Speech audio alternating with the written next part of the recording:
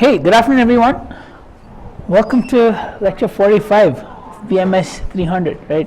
So today we're on parts 2 of the digestive system, and I have a couple of announcements about exam 3, right? So the grades have been calculated, and I believe the average is 67 with the highest score of 103.5 and a minimum of 28.5, right? So the average is slightly lower than first and second exam, so the average was around 70 and now it's around 67. So the exams should be available for pickup.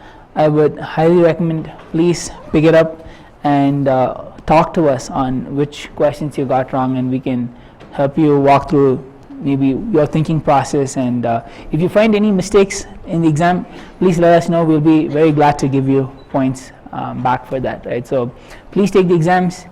As I told the previous class, I don't care if you take it and submit it to Course Hero for cash.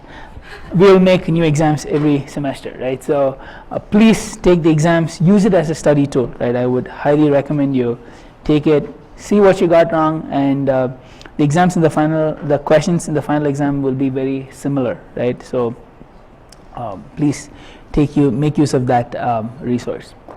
So with that, let's jump into what I hope to discuss today.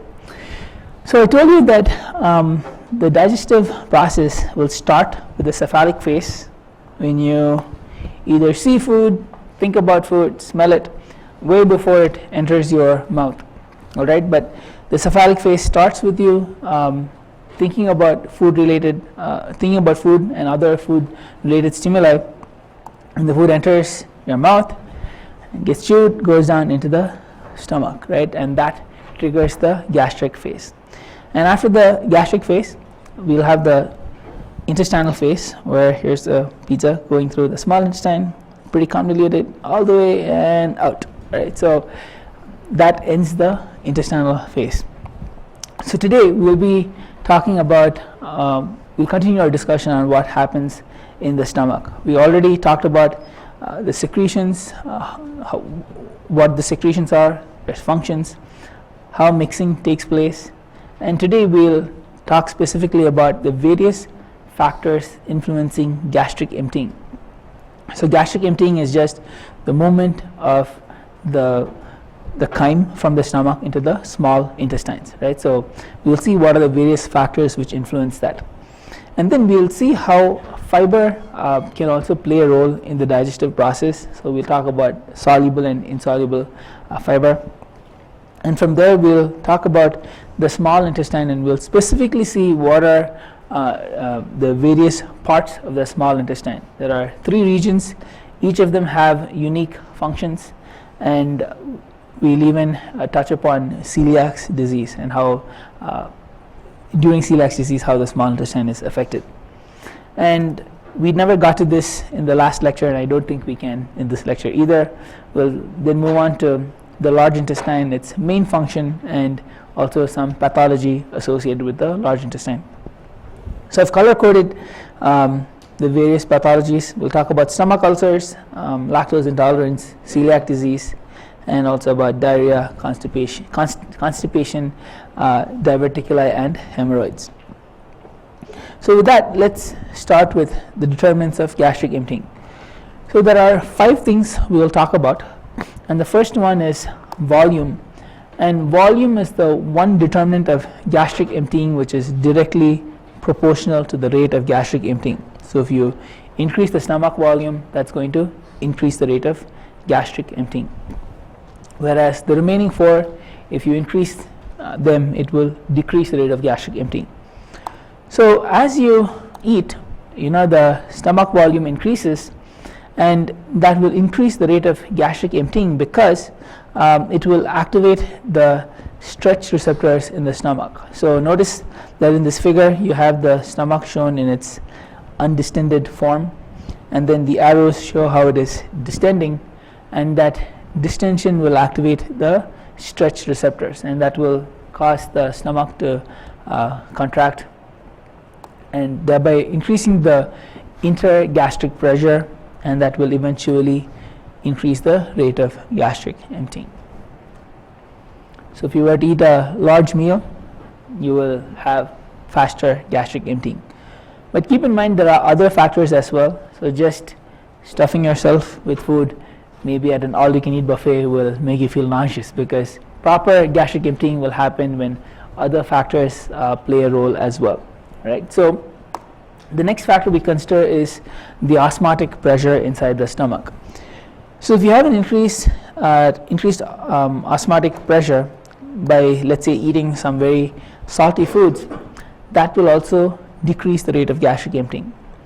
And the reason for this is the stomach contents will become hypertonic in comparison to the surrounding blood plasma. So in this picture here, notice that if you were to eat salty food, the stomach contents get hypertonic, and water from the blood plasma will be drawn in. And the reason why water is going to be drawn in is to offset this increased osmotic pressure, and that's why we say that gastric secretions increase, because more water is being drawn in. And this will continue until the osmotic pressure is going to be offset. So we see that the stomach contents will continue to get diluted until this osmotic pressure is offset, and as a result the rate of gastric emptying will be delayed. So is that clear, folks? Okay. All right. Moving on to the next determinant, we see that an increase in nutrient density can also decrease the rate of gastric emptying. Now we know that there are different types of nutrients. We have carbohydrates, proteins, fats, as far as macronutrients are concerned, and depending on the type of macronutrient, there will be different mechanisms by which the rate of gastric emptying will be decreased. So if you have carbohydrates in the diet, the carbohydrates will exert an osmotic pressure which will be detected by the duodenum. So the duodenum is the first part of the small intestine which is connected to the stomach, and that can detect this carbohydrate content, and if carbohydrates are detected, there will be an increase in osmotic pressure, so more water will have to be drawn in to offset the osmotic pressure. Similar mechanism to what we discussed about eating a salty meal. Now if there were fats and proteins, they will trigger a different mechanism. So when fats and proteins are detected, there will be this hormone called cholecystokinin which is released by the duodenum, and this will act on the pyloric sphincter and cause it to constrict. So pyloric sphincter is a circular muscle guarding the exit from the stomach into the duodenum, and that is going to constrict. And here's a picture of what the pyloric sphincter looks like, right? It's a cross section showing you the pyloric sphincter. Now we will talk about cholecystokinin and all of its many functions. It's got a total of 4 different functions. Constricting the pyloric sphincter is only one among them, right? So we'll talk about the other details in the upcoming slides. So moving on, the fourth determinant of gastric emptying is the particle size. So the larger the particle size, it's going to make gastric emptying slower, and this works like a sieving mechanism. So if you have a sieve, and let's say you're trying to sieve out sand particles, right? So the smaller particles will go right through, the larger ones will start getting collected in the lower part of the sieve. Similarly, we find that in the stomach it's J-shaped, and in the lower part of the stomach the larger particles will get collected. Smaller they are, they will pass right through to the duodenum.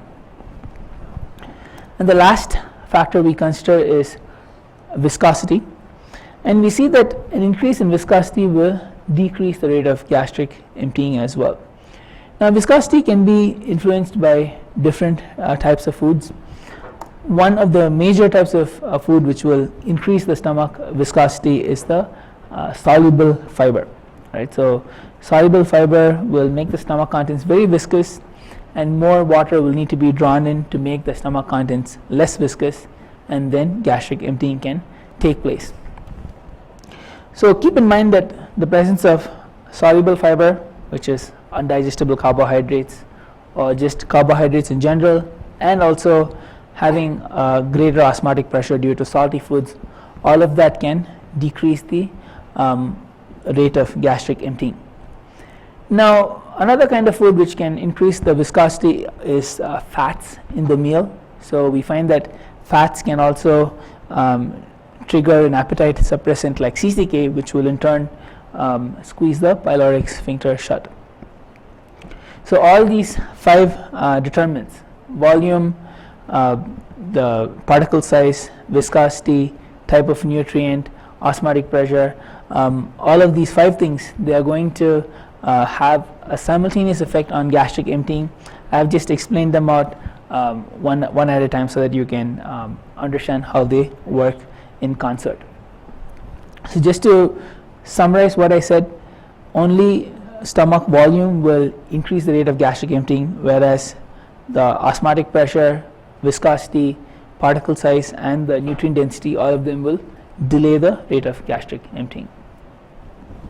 And we will do a practice problem on this on Monday, right, on how to work out a question based on this, on determinants of gastric emptying. So moving on to dietary fiber, since we talked about how viscosity is influenced by the fiber in the diet, the technical definition is here, right? The carbohydrate polymers with 10 or more monomeric units which are not hydrolyzed by endogenous enzymes in the small intestines of humans, right? So this is the technical definition. If I were to simplify it, it is just undigestible carbohydrates, right? So I remember many years ago, I was actually, I think, in first year college, I saw this cow eating paper outside my chemistry lab, right? We have a lot of cows in India, and I remembered, right? It's got cellulase in its digestive tract. I don't have cellulase, that's why I can't eat paper, right? So we see that fiber is only from plant matter, and there are different types of fiber, but for the sake of our discussion, I want to classify it in 2 ways, right, based on their interaction with water. You have soluble fiber and insoluble fiber. So insoluble fiber, it is going to swell when it interacts with water, just like how if you throw a sponge in water, it's going to swell. Whereas if you think about the protein powder you add into your energy drink, you add it in water, it's going to thicken the whole solution, right? Similarly, if you're making soup and you want to thicken it, what do you guys add? Any cooks in the house? Cornstarch, right? So that's one way to thicken it because of how it interacts with water. So we find that the insoluble fiber will mainly be found in the skin of plants and fruits, and the purpose for this is that it's going to prevent the dehydration. So if you have an apple, the skin is made of insoluble fiber so that it can prevent the fruit from getting dehydrated, whereas the fleshy part will contain the soluble fiber. And if you consider the endosperm in grain, endosperm is just referring to the part in the seed which is having the nutrients for the development of the embryo. Legumes, nuts and seeds, all of these are rich in the soluble fiber. So when I give you a few examples about foods which are rich in soluble and insoluble fiber, keep in mind that these foods will contain both soluble and insoluble fiber, right? It's just the proportion in which they are found which will differ. So examples of insoluble fiber sources include potatoes, cauliflower, wheat bran, nuts, and green beans, right? So these are just a few examples. I won't ask you to memorize this, right? I don't need you to know this. What I do need you to know is what is the consequence of having these in the diet. So the first health implication is that insoluble fiber can help treat constipation. And the way it helps to treat constipation is that it's going to increase the stool bulk.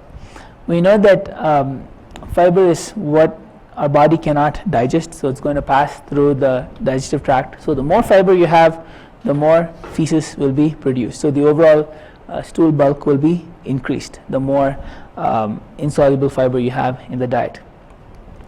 And secondly, we find that the insoluble fibers will reduce the transit time in the digestive tract. So the amount of time the stools spent in the digestive tract will be decreased because there will be a promotion of the movement of material through the colon.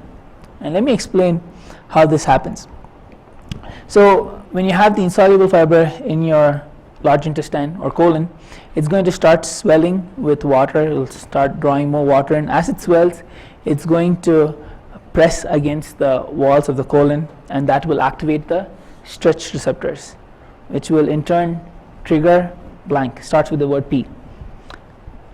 What does it trigger? The rhythmic contraction of muscles is also known as in the peristalsis. Thank you very much. Right. So that will trigger peristalsis. So we find that constipation can be treated by insoluble fiber by increasing the stool bulk, and it makes the feces move through faster. Soluble fiber has a different mechanism. It will make the stools more softer, right? So there are two different mechanisms, but fiber in general will help to treat constipation. Secondly, we find that some of the fiber can be broken down into these short chain fatty acids by bacteria which are found in the large intestine. So there will be this bacterial fermentation which causes these short chain fatty acids to be produced.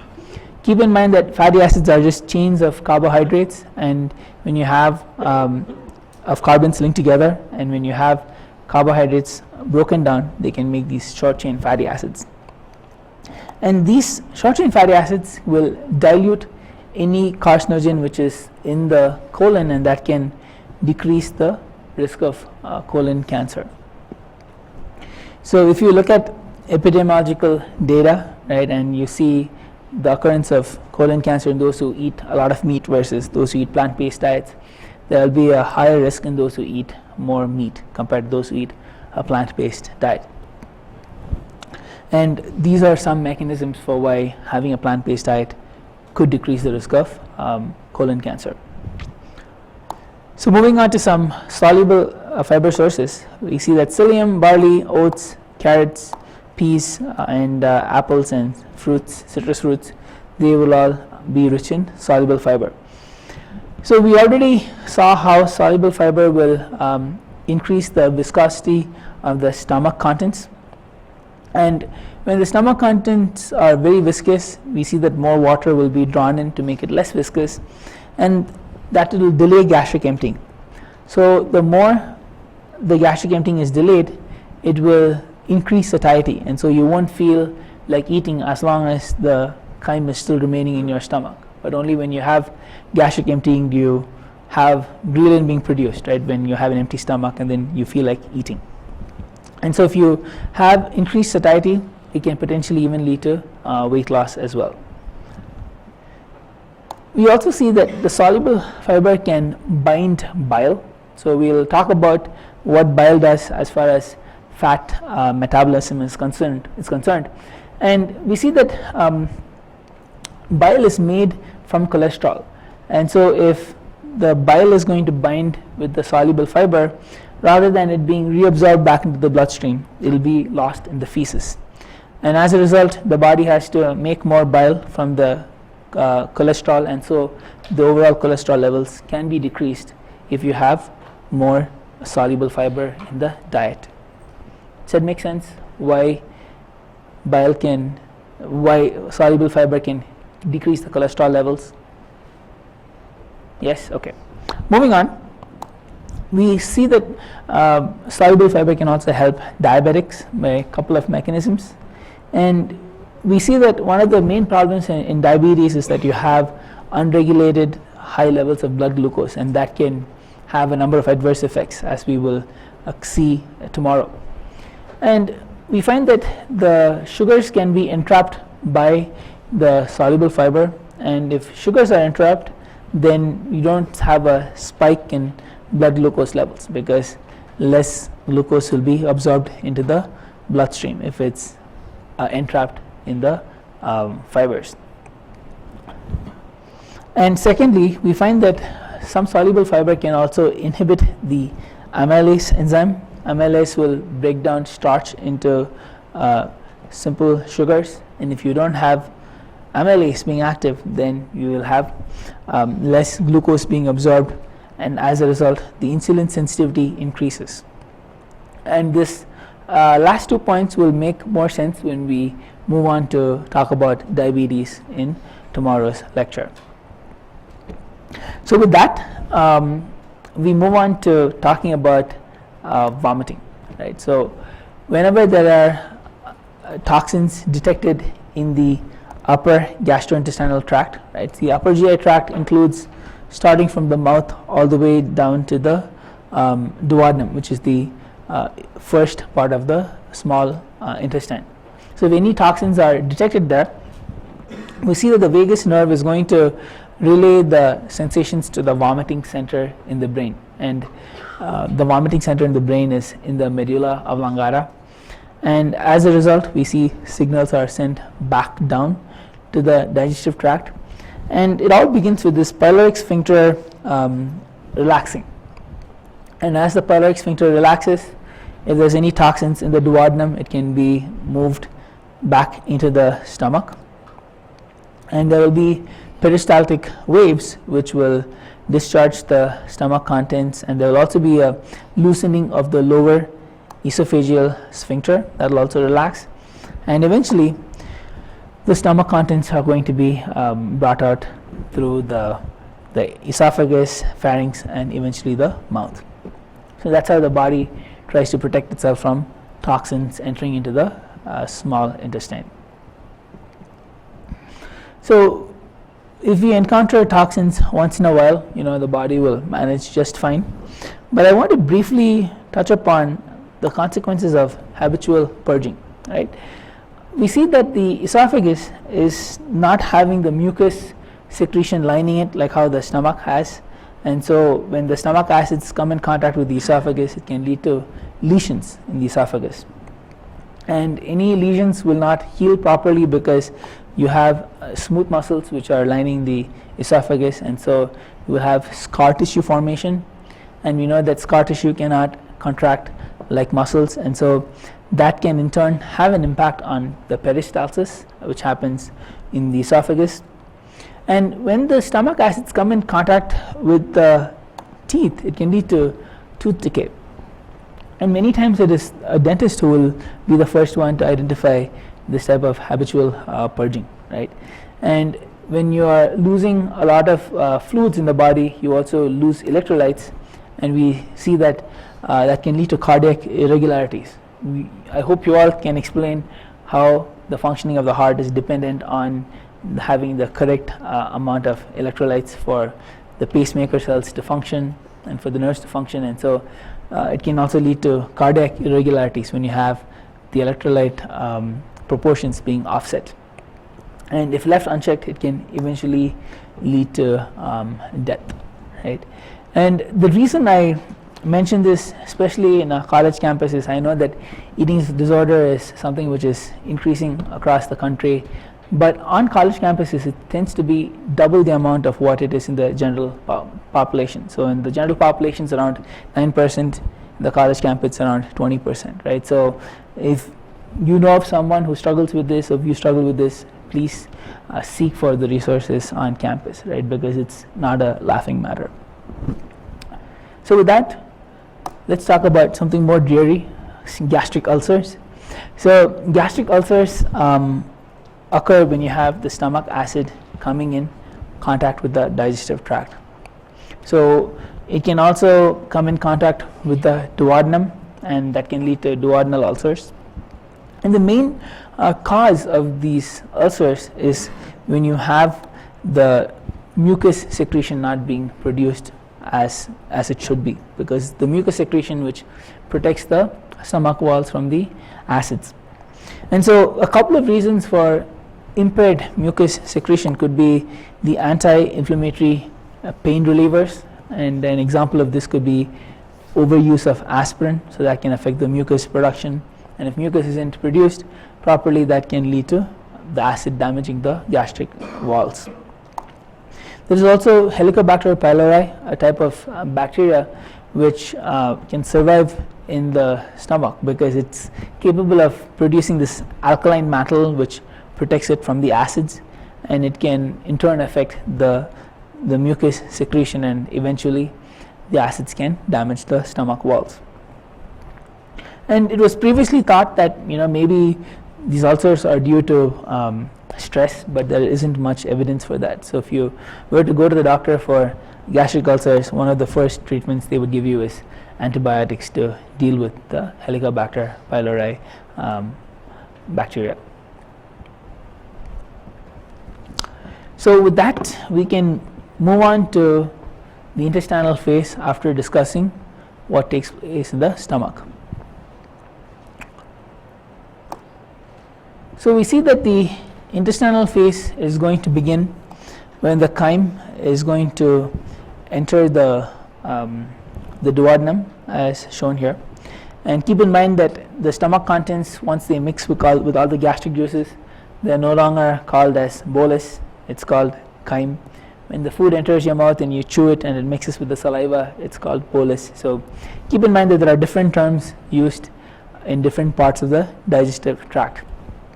Right? And so when the chyme enters the duodenum, the first thing which happens is the duodenum starts getting stretched. There is a distension of the duodenum. Right? And when the duodenum is getting distended, it's going to activate the stretch receptors, and it can lead to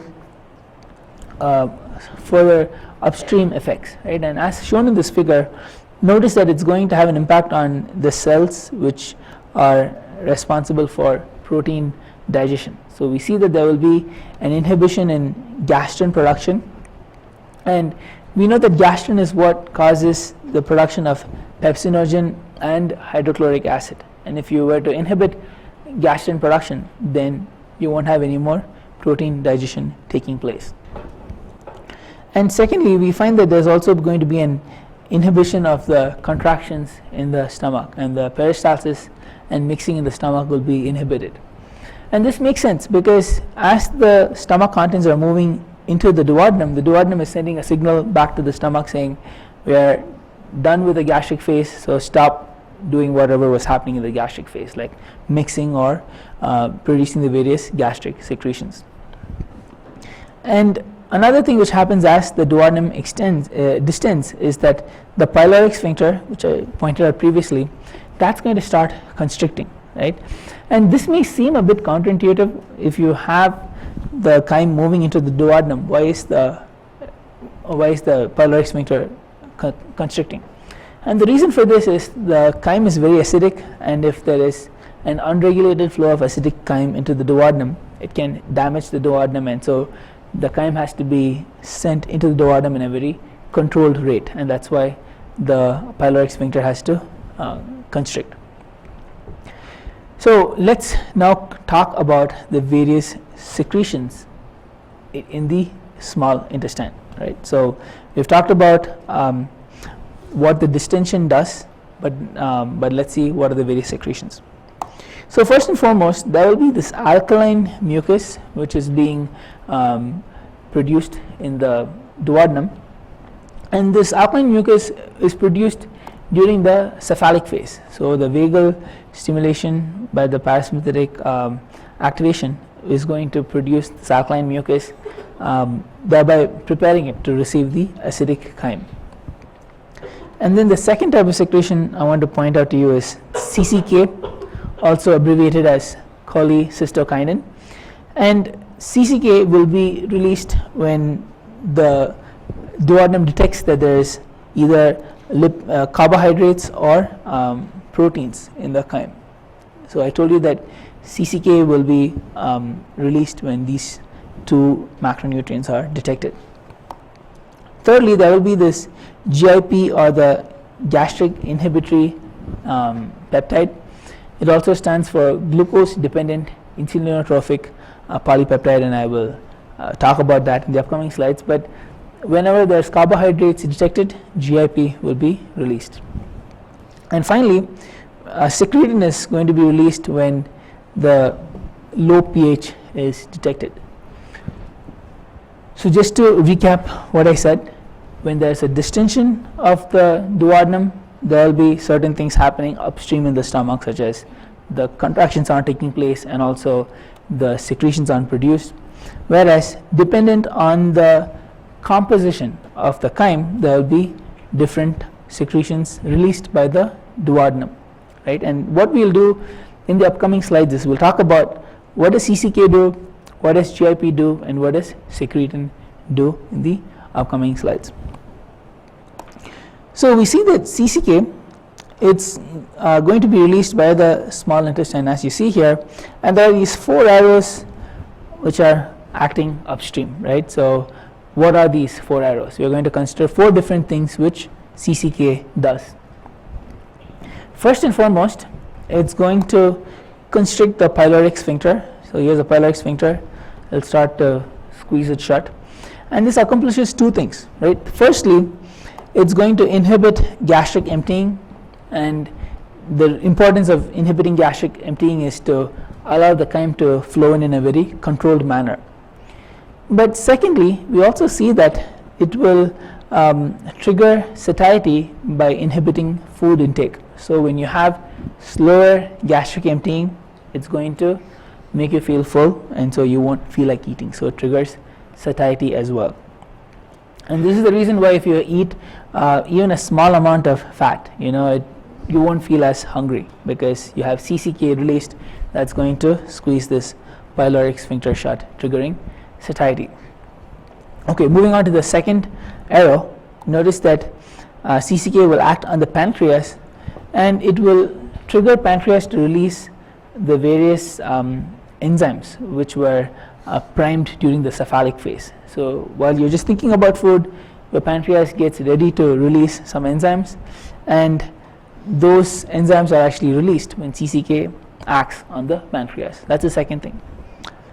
Thirdly, we see that CCK acts on the liver, and it will trigger bile synthesis in the liver. That's the third thing which happens.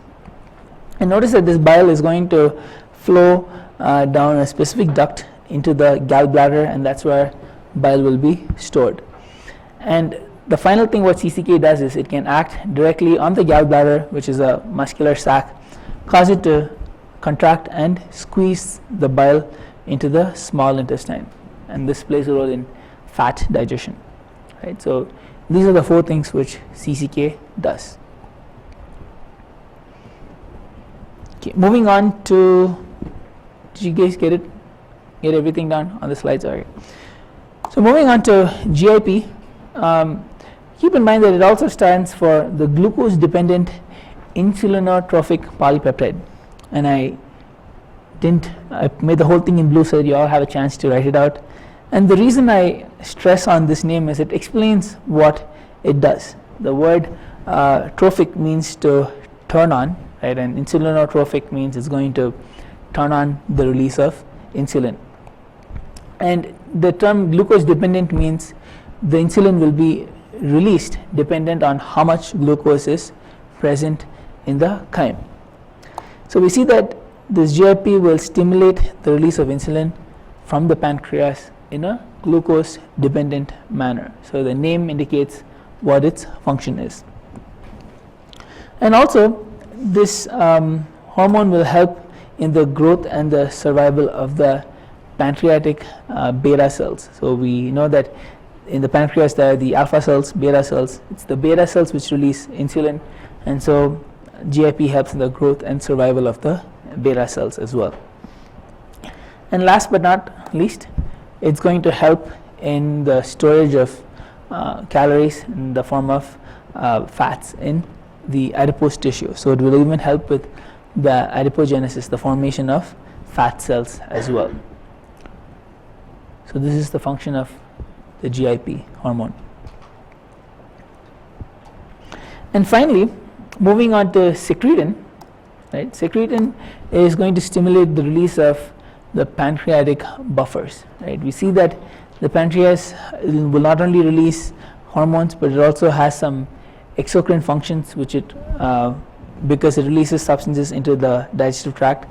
And these pancreatic buffers, they are very important because they will help the duodenum from the acidic chyme. So as the acidic chyme enters from the stomach into the small intestine, these buffers will neutralize the acidic chyme.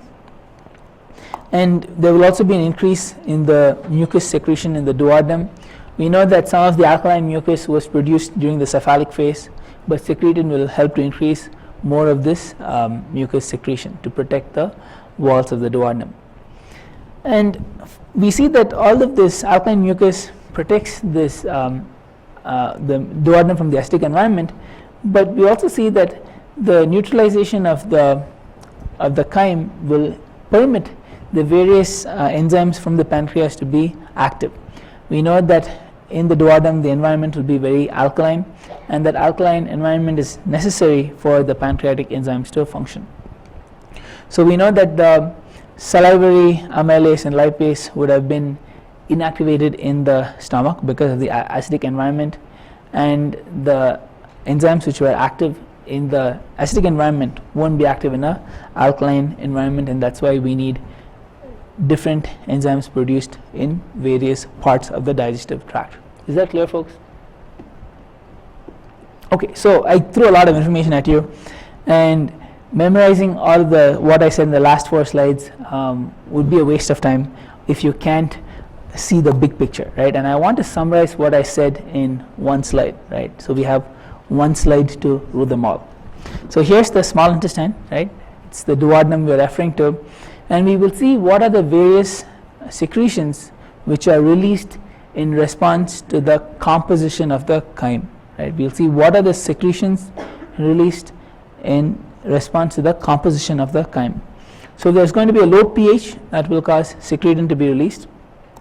If there are high carbohydrates, it will lead to GIP being released. If you have high amounts of lipids and proteins, it leads to CCK being released, right?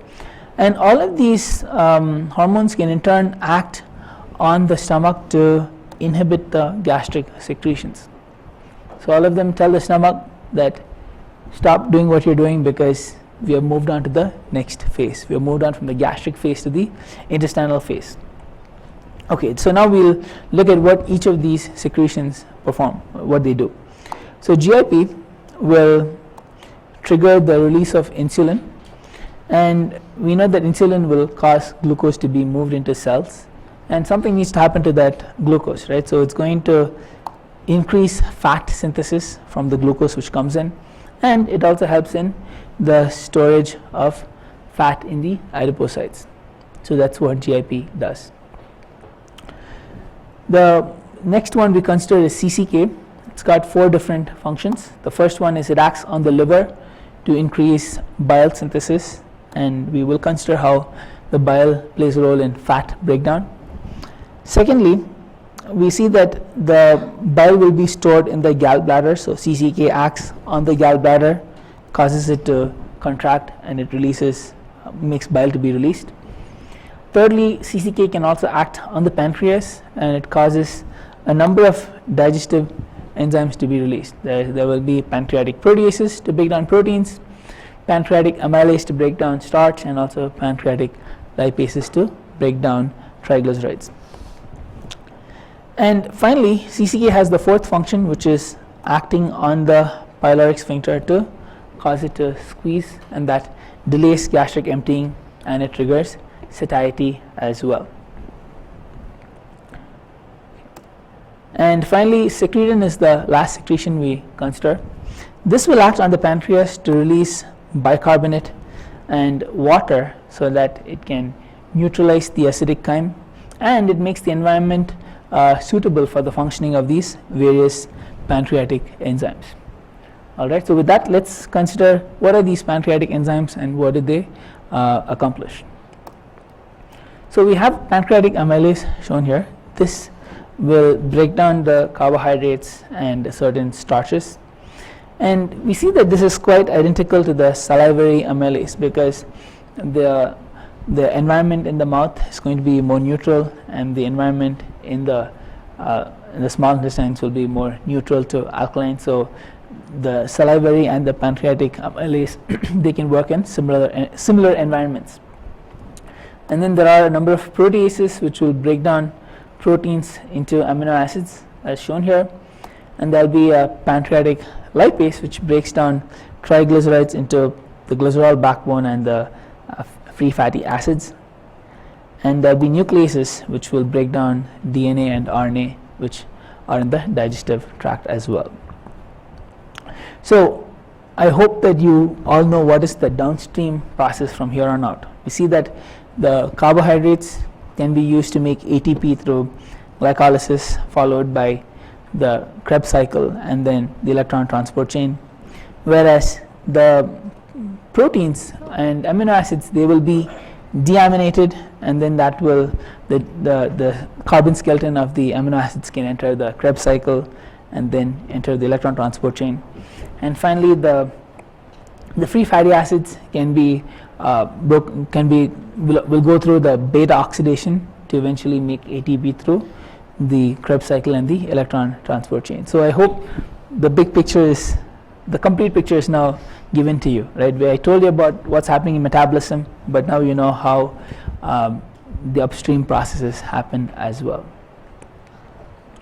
Okay, so now we can move on to the various parts of the small intestine. So we see that the small intestine has got three parts. You have the duodenum, which is the first part connected to the stomach, and this is like less than a foot long, and its main function is to help in the further digestion of the materials in the chyme, because you have various hormones and secretions which are being released in the duodenum. The next part in the small intestine is the jejunum, which is around over 8 feet long, and this is going to be the site of a major nutrient absorption. So if they were going to do a gastric surgery to help with weight loss, the part of the small intestine which they would cut out would be the jejunum, because here's where you have maximum nutrient absorption taking place. And finally, the ileum is the last part of the small intestine. It's the longest region, and it's mainly for absorbing bile acids, because the bile acids have already done their function of fat breakdown in the previous steps. Fluids and also vitamin B12 also will be absorbed here as well. Now, because the ileum is the one which connects to the colon or the large intestine, and we know that there is a lot of microbes in the colon, we see that the immune function in the GI tract will be in the ileum, because the Peyer's patches, which I mentioned previously in the immune system, they will be found in the ileum. And if you were to look at the histological sections to see what the cellular structure of these regions are, you will find that they're all quite unique, right? And we find that maximum food absorption takes place in the jejunum. So with that, we will now move on to see a cross section of the small intestines, and notice that there will be a number of these villi, finger-like projections, and these will be most prominent in the jejunum, where you have maximum nutrient absorption. And if you take a closer look at one of the villi, notice that you have these lymphatic vessels underlying them. There will be nerves, there will be blood vessels, but if you look at the apical surface, it is made up of these epithelial cells lining them. And if you take a closer look at the epithelial cell, notice that they have this microvilli or brush border on their apical surface, and this will help to greatly increase the overall surface area. So each of us have in our small intestine the surface area of an entire tennis court, right? That's the level of surface area available for absorbing nutrients. And there will also be these enzymes which are found in the brush border, and these will help to break down a number of disaccharides and help in absorption of glucose. And the last thing I'll say is that because these are epithelial cells, they have a pretty high turnover. So even if you have a stomach bug, within a couple of days, because these cells turn over, you will be back to normal, because the function of the epithelial cells will be restored. Yes, what's your question? These have a similar function to cilia, respiratory tract? Yeah, it would have a similar function, yes. Which is why when you talk about cystic fibrosis, it affects the respiratory tract and the digestive function as well. Okay, so let's briefly talk about celiac disease, right? So celiac disease is caused by an immune reaction to eating gluten, right? So this is how the normal villi looks like, but then when you have the inflammatory response to gluten being present in the diet, notice how these villi, they are retracted, and as a result we see that all of the function carried out by the enzymes in the brush border won't be able to carry out their function. So the way to treat this condition is to go on a strict gluten-free diet, right? That's the way you treat it, and if you were to be exposed to gluten again, it would you have a recurrence of this condition. So let's talk about what are some of the symptoms, and I'll see if we can, I will try to explain the mechanism under the various symptoms which you observe. One of the first symptoms is going to be diarrhea, and this is because there will be a change in the osmotic pressure in the colon. The reason for this is when the carbohydrates are not broken down in the small intestines because of the lack of the enzymes, we see that the carbohydrates will move into the large intestine, and that will offset the osmotic pressure, so more fluid is drawn into the colon, and that leads to watery stools, right? So that's the reason underlying diarrhea. There can also be constipation, because depending on the level of damage due to the inflammation in the small intestine, it can also affect the smooth muscles, and if the smooth muscles are affected, that can impact peristalsis, and that can in turn lead to constipation. And as the bacteria in the large intestine are breaking down the carbohydrates which were not broken down in the small intestine, they will cause some gas to be released, and that gas can make you feel bloated, or if that gas gets infused into the stools, it makes the stools to float as well. And there's no surprises that there will be lactose intolerance, because if you don't have the enzymes in the brush border, then you don't have the lactase enzyme to break down lactose as well. So there will be lactose intolerance. And overall, we find that the amount of nutrients being absorbed is decreased because of the villi being affected, right? And so if you have less nutrients being absorbed, that means you have less ATP being produced, and you will lead to fatigue. And when you're tired and you have the sympathetic system being activated due to the fewer nutrients absorbed, you really can't focus on the details, and that can lead to short-term memory as well. Okay, so with that, let's summarize what I discussed until now. So we talked about multiple determinants for gastric emptying. We saw that volume is going to be directly proportional to the ratio of gastric emptying, whereas osmotic pressure, viscosity, nutrient density, and particle size are all inversely proportional to the rate of gastric emptying.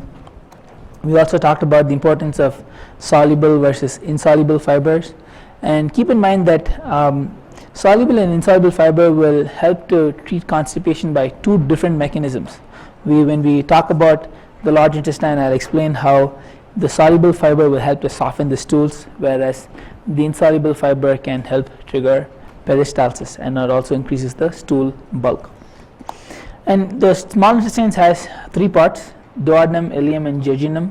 And we saw that the duodenum plays a role in releasing various hormones and secretions, whereas the ileum will play a role in absorption of the nutrients, and the jejunum, it's going to be the longest part, and it helps to absorb water, electrolytes, and also there's some immune function related to the cells found there as well. And when we come back tomorrow, we'll pick up with the function of the small intestine and talk about lactose intolerance, and we'll even wrap up with the function of the large intestine as well. So with that, thank you all for your time, and I'll see you tomorrow.